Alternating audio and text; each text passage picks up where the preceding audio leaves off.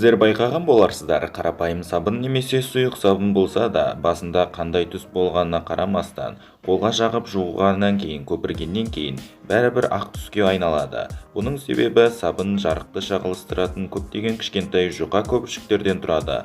Сол себепті біздің көзімізде, қолымызда сұйықтық ақ түсті болып көрінеді. Ал бірақ сұйық сабын әлі бөтелкеде тұрған кезінде өз түсін сақтап тұрады. Оның себебі сабын ол кезде кішкентай көпіршіктер сияқты емес, қалың қабаттарда болады. Сол себепті біз сабынға қосылған түстендіргіштердің түсін байқай аламыз. Фри картоптарының басты дәмдеуші соус. Соустың құрғақ күйінде ешкім жей бермейді, алайда көбі фри картоптарына салынатын кішкентай қағаз қалташалардың құпиясын біле бермейді.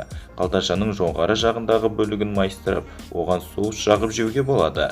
Жақсы лайфхак, солай емес пе? Айтпақшы, комментарийге өзіңіздің фри картоптарының қай соусын ұнататыныңызды жазып қалдырыңыз.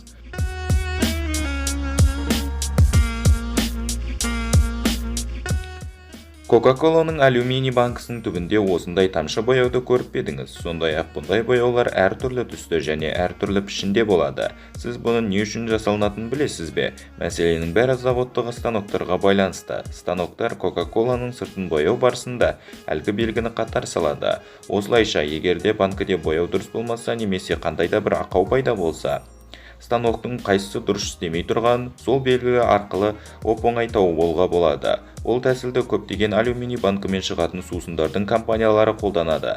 Өздеріңіз дүкеннен алып тексеріп көрсеңіздер болады.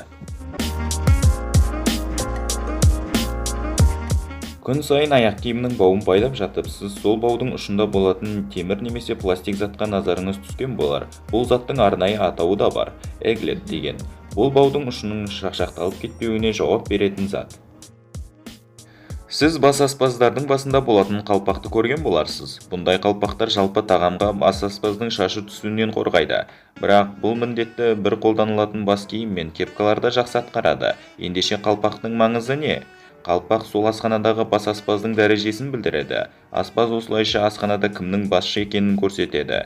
Бірақ көптеген аспаздар қалпақты тек ел алдына шыққанда киеді, себебі ыңғайсыздау. Шеф-поварлардың көбісі қалпақтарының астындағы тышқанды жасырады. Гауһар тастар өте әдемі әрі көздің жауын алады және де өте қымбат. Бірақ алмаздарды табиғатта алғаш алғанда олар аса әдемі емес болады. Сосын кейіннен арнайы өңдеуден өткеннен кейін алмаздар әдемі, түзу гауһар тастарға айналады. Қай елге барсаңыз да осындай канализация қақпақтарын көресіз.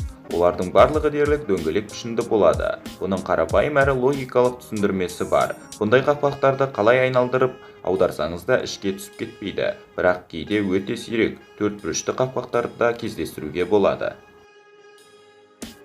Міне достар, бүгінгі видеомыздың соңы. Егер сіздерге бүгінгі видео ұнаса, арнаға тіркеліп лайк басып бізді қолдап кетіңіздер. Сіздермен болған топ қазақ арнасы. Бізбен бірге топта болыңыздар. Сау болыңыздар.